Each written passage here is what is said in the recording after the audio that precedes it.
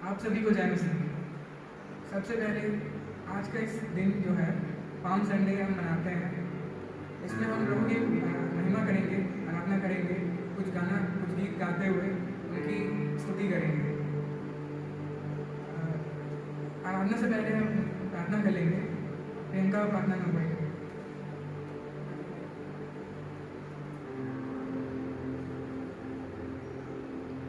आइए हम प्रार्थना करें। धन्यवाद धन्यवाद धन्यवाद शक्तिमान परमेश्वर पिता, हम आपके पास आते हैं। पिता, आज सुबह से लेकर इस पल तक आपने सुरक्षित और संभाल कर रखा है। पिता, इसके लिए हम धन्यवाद देते हैं। पिता, आज के जो भी आराधना है पिता, उसे हम आपके हाथों में सौंपते हैं। पिता, हम जो भी गीत गाने वाले हैं पिता, उससे आपकी महिमा बढ़ाई हो सके। पिता, आज हम जो भी वचन सुनने वाले हैं पिता, उसमें अपनी आशा कीजिए। पिता, उसे हम सुनकर अपने जीवन में ग्रहण कर सके। पिता, जितने भी लोग इसे देख रहे हैं पिता, उन्हें भी आपके हाथों में देते हैं। पिता, उन्हें भी सुरक्षित और संभाल कर रखिए। पिता, आपकी महिमा में और आगे बढ़ाइए। पिता, इस छोटी सी विनती को सुनिए और ग्रहण कीजिए।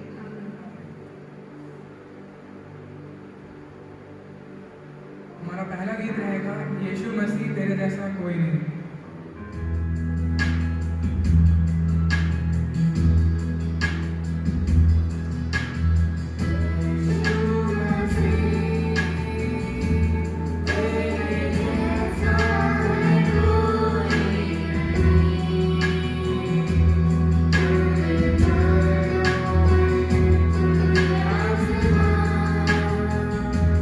और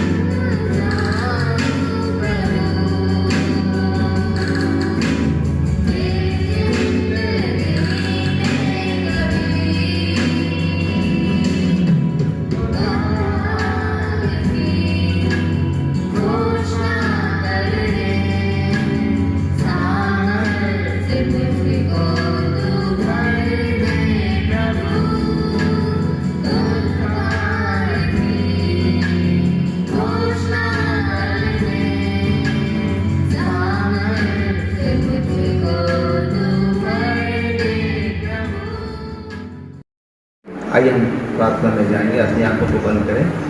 महान जीवित सामर्थ्य दयालु परमेश्वर पिता, प्रभु यीशु मसीह के नाम से हम आपके चौधर आते हैं प्रभु। हम धन्यवाद करते हैं प्रभु सुंदर आराधना के लिए प्रभु, जो आपने सबसे बोला खुदा।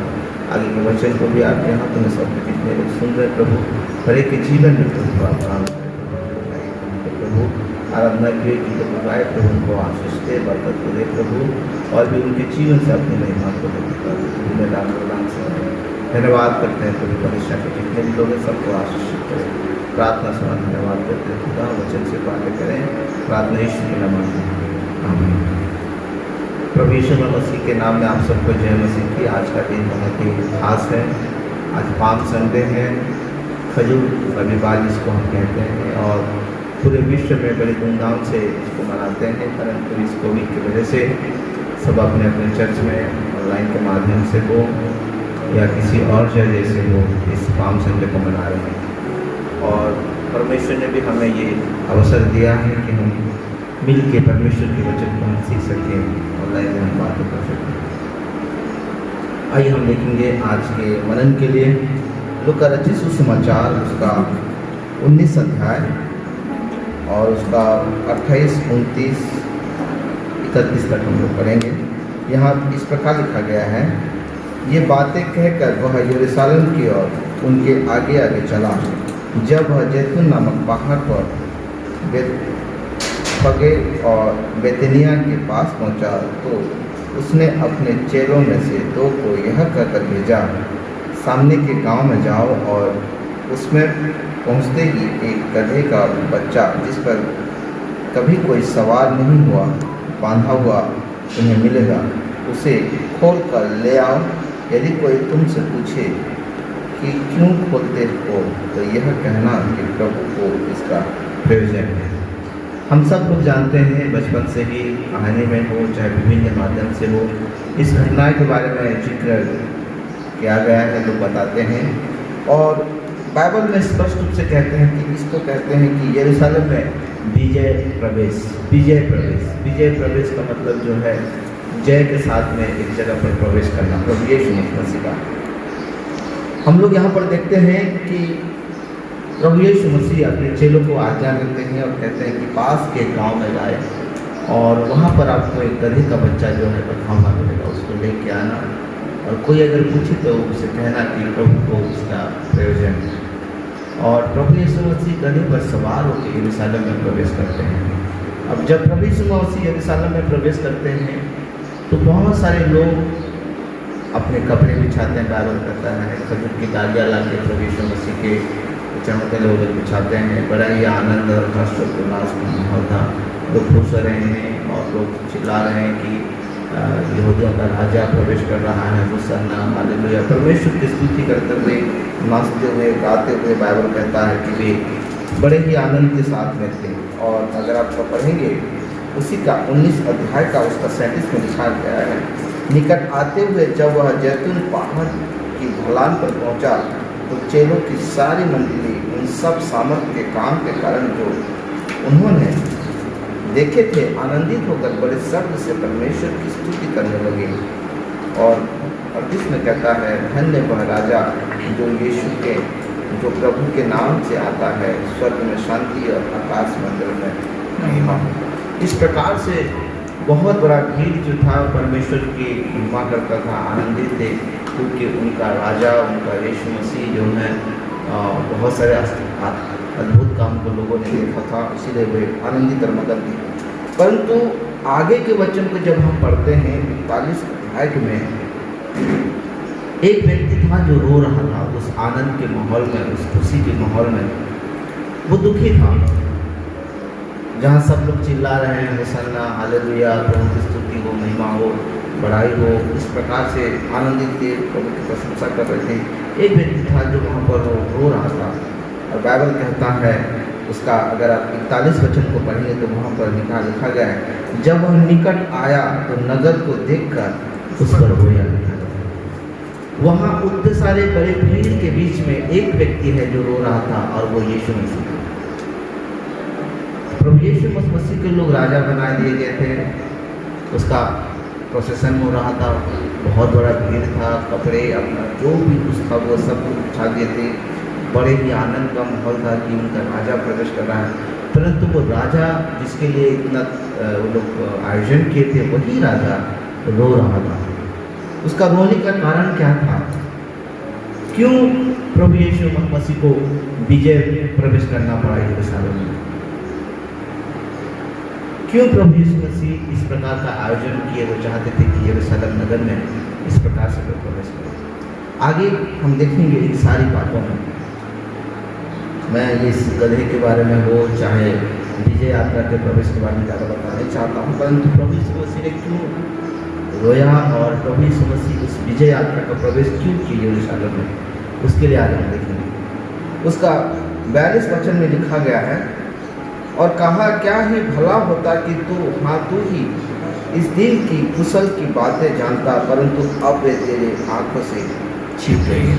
सबसे पहली बात जो है, उतने सारे भीड़ के बीच में लोग आनंदित हैं, मगन हैं, वे इनके आंखों के सामने में उनकी कुशलता की बातें छिपी हुई हैं। और इन सारे बातों को अगर कोई जानता था तो वो यीशु मसीह था। आज हम लोगों के जीवन को हम देखते हैं, लोग आनंद होने का, खुशी होने का, मगन होने का ढोंग रचाते हैं, परंतु वास्तविक में देखा जाए तो उनके जीवन में बहुत सारे तकलीफें, दुख, समस्याएं, पीड़ा से जरूर गुजरते हैं। हमको पता नहीं चलता है, उनको पता नहीं चलता है, लोग आनंदित रहते हैं, परंतु हमारा जो परमेश्वर है, प्रभु यीशु मसीह है, उसको पता है उसके बारे में। और प्रभु यीशु मसीह इस बारे में जानता है कि ये जो भीड़ है, जो आनंदित और मगन है यरूशलेम के मंदिर के प्रति, जो इन लोगों का श्रद्धा है, विचार है, इनके आंखों के सामने में इनकी कुशलता की बातें छिपी हुई है, परंतु प्रभु यीशु मसीह जानता है कि उनके साथ में क्या होगा। और इसीलिए वो बड़े दुख के साथ में इस बात को लेकर वो रो रहे हैं कि तुम्हारे आंखों के सामने में ही कुशलता की बातें छिपी हुई है। दूसरी बातें यहाँ पर लिखा गया है उसका 43 में, क्योंकि वे दिन तुझ पर आएंगे कि तेरे बैरी मोर्चा बांधकर तुझे घेर लेंगे और चारों ओर से तुझे दबाएंगे। दूसरी बात अगर हम देखें तो प्रभु यीशु मसीह यहाँ पर कहता है कि तेरे जो बैरी है मोर्चा बांधकर तुझे क्या करेंगे, घेर के तुझे दबा देंगे। ये यरूशलेम जो पवित्र नगर है, इतने सुंदर से बनाया गया है, जिसके बारे में लोग वर्णन करते हैं, महिमा की बातें बोलते हैं। उस नगर एक समय आएगा कि अपने शत्रु से घिर जाएगा और उसको उसके शत्रु ने उसको दबा देगा। इसकी स्वतंत्रता चला जाएगा, उसका सुंदरता चला जाएगा, उसकी मनोहरता चला जाएगा, उसकी महिमा चला जाएगा। तो ये सारी बातें को प्रभु यीशु मसीह देख रहे हैं आने वाले भविष्य की बातें में कि किस प्रकार की घटनाएं होने वाली हैं, किस प्रकार की परिस्थिति होने वाला है। ये सारी घटना को प्रभु यीशु मसीह देख रहे हैं, परंतु भीड़ के बारे में, इसके बारे में कोई अंदाजा नहीं है। भीड़ तो अपने राजा के प्रति मगन और आनंदित है। जैसे पहले वचन में लिखा गया है 42 में, और कहा क्या ही भला होता कि तू ही इस दिन की कुशलता की बातों को जानता। पहली बात तो इन्होंने कुशलता की बातों को नहीं जाना। दूसरी बातें बाइबल में लिखा गया है कि इनको पाती बात कर इनको दबा दिया जाएगा, इसकी बातों को भी वो नहीं जानते। तीसरी बातें जो है बाइबल में यहाँ पर लिखा गया है, वह तेरे आंखों से छिपी हुई है।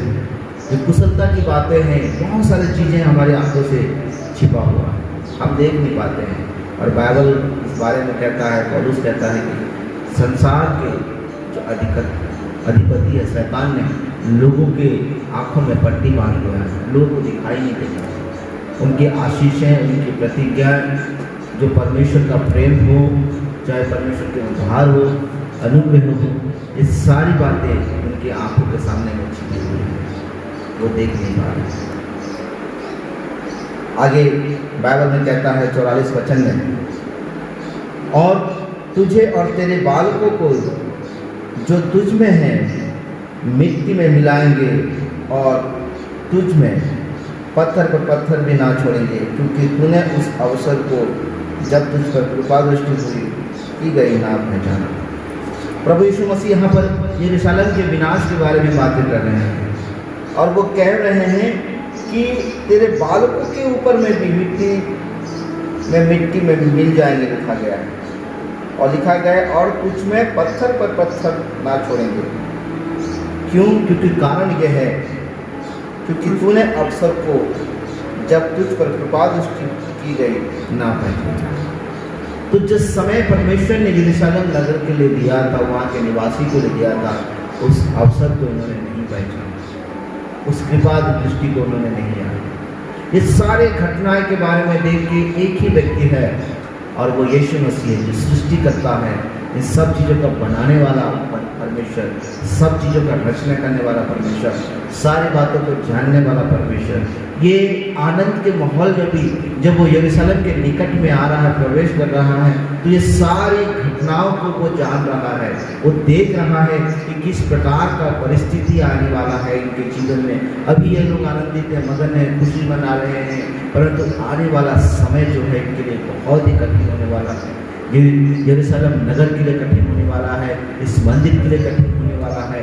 ये सारी घटनाओं को देख के वो परमेश्वर जो सृष्टि करता है वो रो रहा है, वो दुखी है, वो निराश है। आज आपके और मेरे जीवन में भी यही बात लागू होगा। और प्रभु यीशु मसीह इसीलिए उस यरूशलेम में विजय प्रवेश किए ताकि उस मंदिर को वो शुद्ध करे। दूसरे शब्द से हम कह सकें तो बाइबल कहता है क्या तुम नहीं जानते तुम्हारा देह परमेश्वर का मंदिर है और परमेश्वर की आत्मा तुम्हें वास करती है।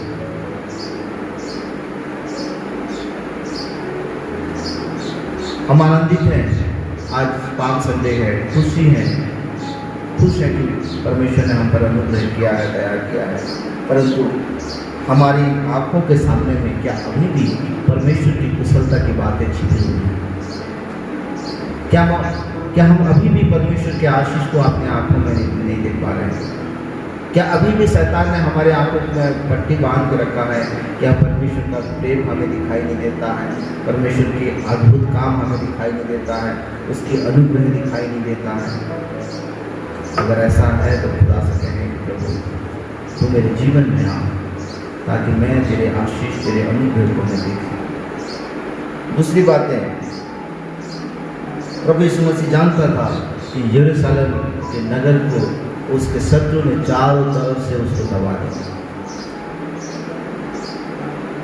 क्या आने वाला भविष्य हमारे साथ में क्या होगा हम नहीं जानते, परंतु दूसरे शब्द से हम कह सकते हैं कि परमेश्वर हमें उस बंधनों से आज़ाद करना चाहता है, छुड़ाना चाहता है। परमेश्वर उस यरूशलेम नगर को जो समय दिया था ताकि वो आने वाले बंधन से वो वहाँ से मुक्त हो के उसके शत्रु से वो मुक्त हो सके।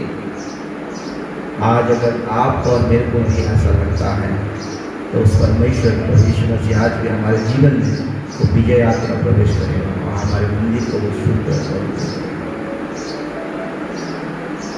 क्या हमने परमेश्वर के दिए हुए अवसर को नहीं समझा? उसके अनुग्रह को हम नहीं पहचाना? सबका एक समय है, परमेश्वर ने हमारे लिए नियुक्त किया है, उस समय को पहचाना। जितना भी समय प्रभु आपको मेरे जीवन में दे दिया है उस समय का सही उपयोग करें, परमेश्वर की महिमा को इस्तेमाल करें और कहें कि प्रभु मैं धन्यवाद करता हूँ। कब जाने प्रभु कब आ जाए कोई नहीं जानता। प्रभु का आना निकट है, जब प्रभु का आना निकट है, जब प्रभु आएगा अपने लोग को अपने साथ में लेके जाएगा और जो लोग उस पर विश्वास नहीं करते वो हार नहीं पाएंगे, वे छोड़ दिए जाएंगे। ये प्रभु का वचन है। अभी अगर हम देखते हैं इस महामारी के समय में किसी का जीवन का कोई निश्चयता नहीं है क्या होगा, परंतु परमेश्वर के समय को समझें, उस अवसर को समझें। जितना समय प्रभु हमें दिया है उसकी महिमा को उसको इस्तेमाल करें। आनंद के समय में ये सारी चीज़ों को जब प्रभु यीशु मसीह देख रहा है तो वो रोता है। आज भी प्रभु यीशु मसीह रोता है, आप क्या मेरे लिए उसको दुख लगता है। जिस बेटा के लिए, जिस बेटी के लिए मैं अपना जीवन दिया, अपने लहू बहाया, उसके श्राप के लिए, उसके पापों के लिए, उसके अधर्मों के लिए मैंने अपना लहू बहाया है। खास हो बेटा हो या बेटी, मुझ पर विश्वास कर, मेरे करीब है। हमारे आंखों के सामने में बहुत से ऐसे बातें हैं जो छिपा हुआ है। जो अवसर है हमने उसको भी हमने नहीं पहचाना। हम नहीं जानते कि हमारे चारों ओर से शैतान की योजना, शत्रु हमसे घेरा हुआ, वो हमें हमारे जीवन को नष्ट कर देना चाहता है। वो अपनी ओर लेके जाना चाहता है, नरक में लेके जाना चाहता है, जीवन को तबाह कर देना चाहता है। परंतु हमारा परमेश्वर जो सृष्टिकर्ता, जिसने आपके और मेरे लिए जीवन दिया, वो परमेश्वर जानता है। वो देखता है हमारे भविष्य को, और देखता है कि हमारे अंत क्या होने वाला है, और वो परमेश्वर देख के होता है। हमें तो अच्छा लगता है, परंतु परमेश्वर को दुख लगता है कि काश मेरा बेटा या मेरा बेटी मेरे पास नहीं है। अगर ऐसे व्यक्ति आज भी अगर हैं जिनको लगता है कि परमेश्वर की उसको आवश्यकता है, प्रभु यीशु मसीह आज भी आपके और मेरे हृदय में प्रवेश करना चाहते हैं, विजय यात्रा प्रवेश करना चाहते हैं। और जिस प्रकार उसने यरूशलेम मंदिर को शुद्ध किया, वैसा ही परमेश्वर हमारे जीवन को, हमारे देह को शुद्ध करना। अगर हम कहें तो प्रभु यीशु मसीह का विजय यात्रा प्रवेश इसलिए जरूरी था क्योंकि वो आने वाले घटना को हो जानता है। विजय यात्रा का प्रवेश इसीलिए जरूरी था, वो मंदिर को वो शुद्धिकरण कर सके। आज हमारे जीवन में परमेश्वर की आवश्यकता है।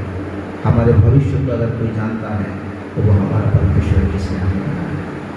हमारे देह को, हमारे मंदिर को अगर कोई शुद्ध कर सकता है तो वो हमारा ईश्वर है। आइए हम अपने आंखों को बंद करें, प्रार्थना करें।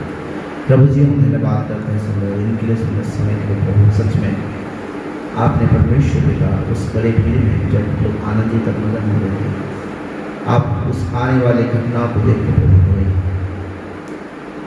प्रभु हम जानते हैं हमारे भविष्य को आपके हाथ में।